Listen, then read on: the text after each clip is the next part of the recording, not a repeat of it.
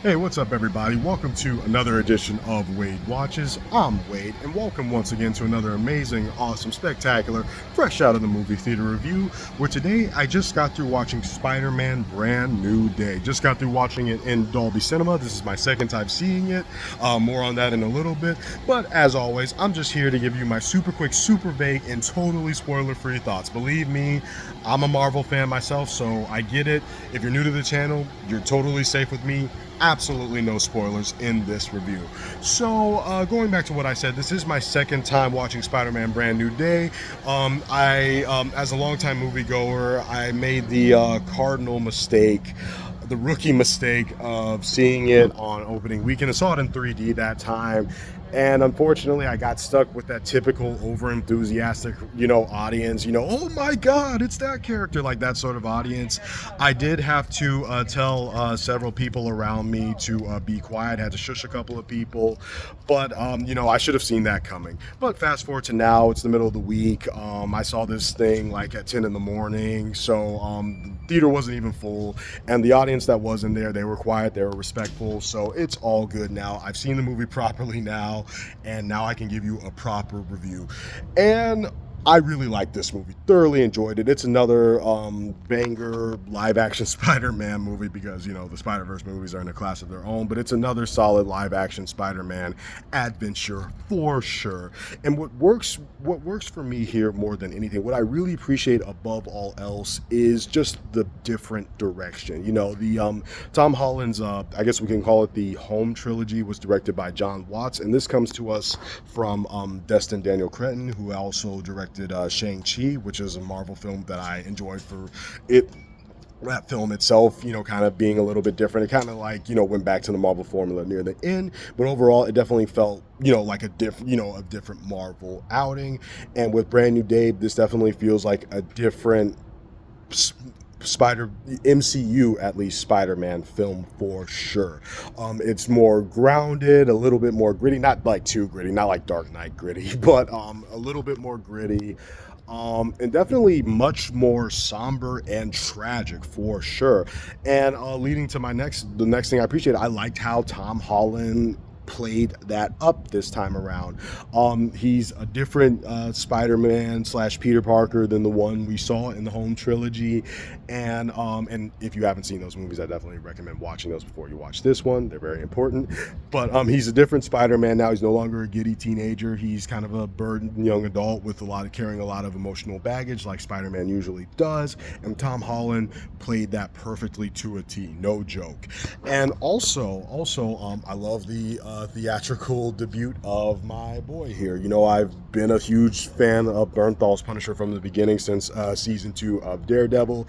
It was great to see him on the big screen. Loved the banter between him and Spidey. Honestly, their relationship, it was simultaneously hilarious, but also kind of heartfelt. I loved how that chemistry was handled. And I also like how the chemistry between Spider-Man and I don't know if it's a spoiler to say this, so I'll just keep it vague, just to be safe. How other interpersonal relationships were handled.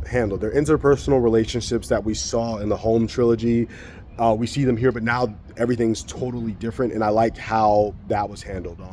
We have people returning from that trilogy to here, and they all did a great job of being very convincing as well, and convincing me that that relationship is now completely different.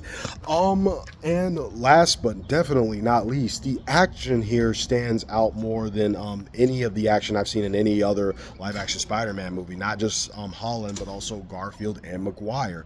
It felt just a bit more grounded, it felt a bit more raw, and it just felt it felt a bit more personal here. Really appreciated that. And also just the overall choreography, even when I was watching Spider-Man swing in New York City, it was shot in a way that definitely feels more immersive, you're out there with him. Much appreciated. Moving on to negatives, there are two. First negative is I just wasn't a big fan of how the overall threat was handled. Don't get me wrong, I liked the overall threat and antagonist. I liked how they were played. I appreciated their backstory, but just wasn't a big fan of how it was handled, because the main gripe is that it reminded me too much of something that Marvel's already done and something that they've already done recently. And if you see this movie, you'll probably know what I'm talking about. So enough said.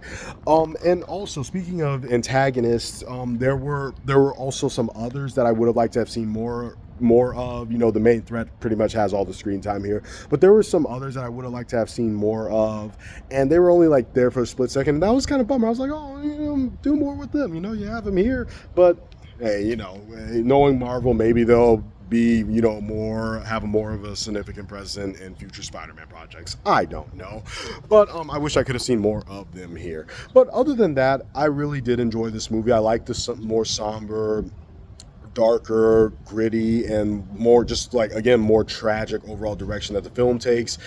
It just being that, like, I appreciated how that's how it distinguished itself from the home trilogy.